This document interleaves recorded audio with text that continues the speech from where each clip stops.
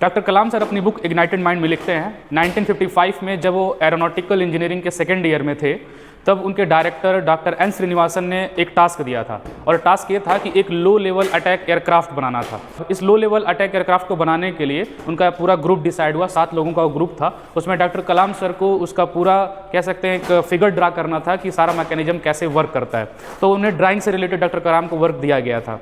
लेकिन हुआ क्या कि इन सब का चीज़ों में जो ग्रुप के जो मेंबर्स थे उन्हें सब काम करने में काफ़ी डिले हो गया। जब doctor N Srinivasan doctor APJ Abdul Kalam का रूम, जहाँ पे एपीजे अब्दुल कलाम बैठ के अपनी ड्राइंग बना रहे थे, उसके रूम के बगल से वो गुजरते हैं और गुजरते समय देखते हैं कि डॉक्टर कलाम बैठ करके चेयर पर अपने टेबल पे बैठ करके अपनी ड्राइंग बना रहे हैं, इंजीनियरिंग ड्राइंग अपनी बना रहे हैं। डॉक्टर एन श्रीनिवास कहते हैं कि कलाम, अगर आपने 3 दिनों के अंदर ये प्रोजेक्ट सबमिट नहीं किया तो आपकी स्कॉलरशिप रुक जाएगी।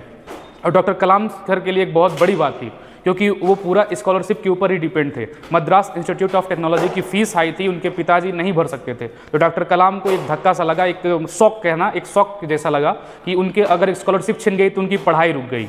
इसी चक्कर में डॉक्टर कलाम ने कहा कि नहीं, अब तो मुझे काम करना पड़ेगा। वो कई हफ्तों का काम था।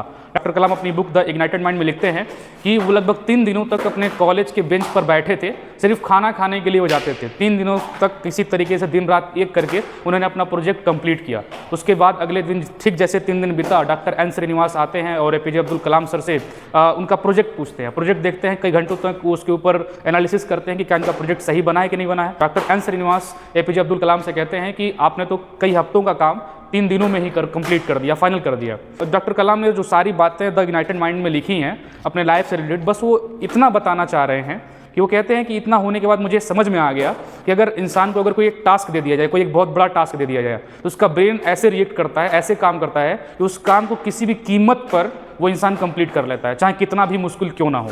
तो अपनी बस इस कहानी से द इग्नाइटेड माइंड बुक में बस वो यही बताना चाह रहे थे। काफ़ी अच्छी बुक लगी मुझे द इग्नाइटेड माइंड। बहुत सारे लेसन उन्होंने बनाए, बहुत सारे क्वेश्चन से रिलेटेड है। अगर आपको कभी टाइम मिले तो उनकी बुक द इग्नाइटेड माइंड जरूर पढ़िएगा।